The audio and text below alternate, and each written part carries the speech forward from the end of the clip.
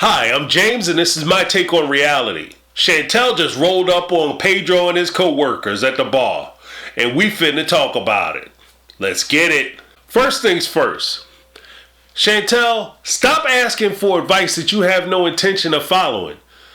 Your girlfriend, you call her over so that she can help you pick a wedding outfit, Destiny. Then when Destiny shows up, she's asking you, girl, what's going on? Tell me the rail. And then you go into, oh, Pedro's throwing all kinds of shade. He's got all kinds of attitude. You tell him the story about Antonella and the keys and how he goes out with his friends. So she gives you the good advice of, okay, girl, if that's what he's into and you want to keep your man, then you need to be interested in the stuff that he's interested in. You need to be in the places where he is. So if he goes to the mall, you go to the mall. Hey, babe, where you at? You at what mall you at? I'm pulling up right now. Okay, we're going to have fun together. We're going to do this stuff, and then we're going to try to find additional stuff so that we can share these times with each other so that we can continue to build that bond. That's not what Chantel heard. All Chantel heard was, I'm finna go there and put somebody up in their place because they ain't gonna be messing with my husband. Girl, you are not a thug. I know you and your mom and your dad and your brother like to pretend y'all criminals and gangsters, but there's nothing criminal and gangster about y'all. Y'all are not those people. And here's a hint. People who are those people, most of those people who are those people don't want to be those people. They didn't want to choose to grow up in a situation where they had to fight every day, where they had to go and scrap and try to get what's theirs and get respect and earn they respect on the street with their fists. They didn't have that choice. They didn't have that option, because if they did have the choice to be able to go to a college, to get a profession, where you only work 4 days a week, 4 days a week, 3 days a week, and you got 4 days off. They would love to do that instead of beating that block. Instead of having to push weight on somebody and do this or do that. They would love to do that stuff that you're doing. So it's insulting that you're sitting here trying to pretend like you something that's far less than the status that you've achieved. Now, we both know that as soon as the cops show up, it's going to be a whole different rap. Oh, instead of you sitting there putting somebody in their place, all of a sudden it's going to be, oh, officer, I just came out here to talk to my husband. I just want love. I don't know why Antonella attacked me. And all that stuff.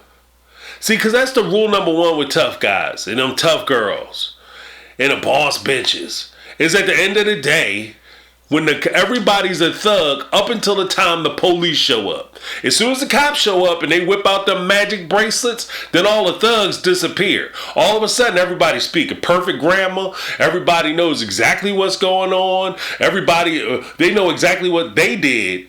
And then everybody is confused. I don't know what happened. I don't understand what's going on, officer. I just came out here, got G Willikers to have a good time. And, we're having a rootin' tootin' fun time. And all of a sudden, somebody started acting out of hand. I didn't know what was going on.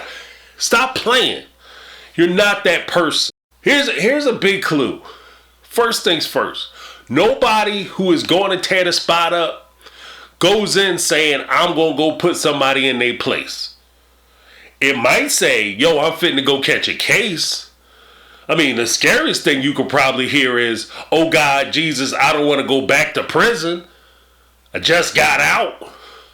Or my dog, I'm still on parole for that last one. Now I got to go down here and handle this. And not to get too crazy with it, but I can tell you not about that life just by the shoes you had on your feet.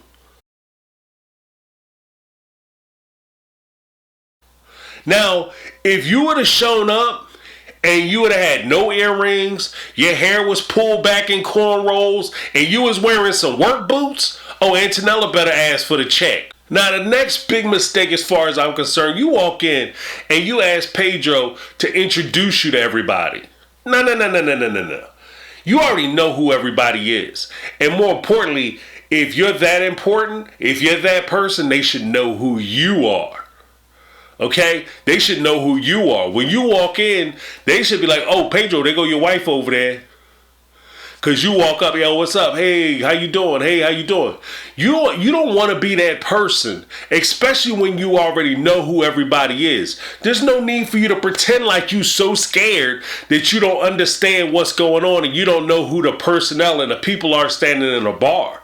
What you want to do is you want to go in and try to boss up. You want everybody to understand, like, hey, I'm here and we talking about it. Antonella, what's up? How you doing? You might even, like me, I would go around the room and talk to everybody. Hey, what's up, John? Hey, what's up, Ted? Hey, what's up, Frank? Hey, what's up, Lewis? Hey, what's up, Charles? How you doing? How's everything going, bruh? Because you want to let them know that you know everything. Even if you don't know everything. You want to come off like you already know. Why? Nothing is a surprise to me. Oh, you know why? Because me and my girl, we talk. We talk every day. I know everything. I know everything you trying to do, player. And that's how you want to come off. You want to come off like you know everything. Even if he say something that surprised me that I didn't know about, I'm not going to let him know about it. I mean, it might be a long ride home. That's another thing. I don't drive my car. If it was like that, either I drive my car and she coming home with me, or I get an Uber or whatever to the spot, then we going home together. There's no need for us to take two separate cars because we leaving together. Here's another thing. Never go out with your spouse's friends and start airing out your grievances. That's ridiculous, especially when you stand in a bar. That's the most conceited, narcissistic thing you can do. Oh, all of a sudden we all got to sit around here and solve your problems? Check, I came here to forget my problems. I ain't come here to solve yours. If you opening up the fact that you're having disagreements at home, you need to go home and handle that. You need to have those conversations with your man at your house, not in the bar in front of his boss. That's just crazy.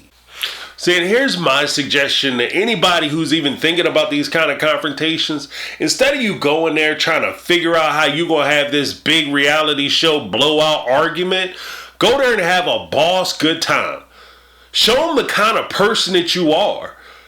Because especially in this situation, Pedro works with a bunch of ladies in the office. It ain't a bunch of dirty dudes and Antonella's the only female there and everybody's trying to get at her.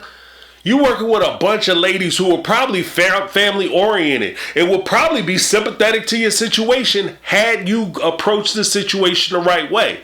Especially when you talk to the boss, oh, I respect marriages. Now with the boss there, she would quickly tell you that if I see anything going on, oh, we put a stop to that because we're not running that kind of show over in my spot. And that's basically what the boss told her outside. And she didn't really want to hear that, because she was too busy trying to go through the grievances and get somebody to feel sorry for her. Nobody feels sorry for you, chick. You grown. You 30 years old. You're about a stone's throw away from middle age. Like all that little 21, 22-year-old, I'm going to cry my way out of my problem stuff, that is long gone. That ship has left the dock. It went out into the bay, caught fire, and sank to the bottom of the bay. It's over. You got to be an adult. You gotta be an adult. Now, when it comes to somebody thinking, if you're thinking that your person is cheating on you or stepping out on you, you don't go to the bar or to their workplace to try to check the friend or the person who they might be talking to. You check your man. You check your woman. You don't check the person at the bar. Why? Because that person has no allegiance to you. They have no loyalty to you.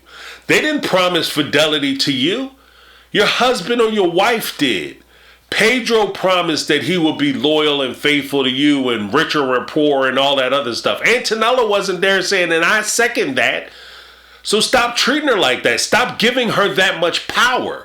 Because that's all you're doing. Because realistically, when you go to a situation like this, all you're doing is saying to the person who is trying to get at your people, whether it's your husband, your wife, your boyfriend, your girlfriend, whoever, is the person I'm with is not strong enough to say no to you.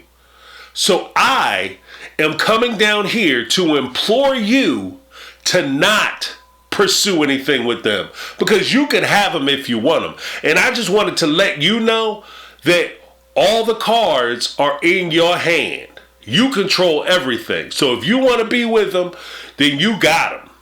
And I'm asking you not to make that choice, to choose something different.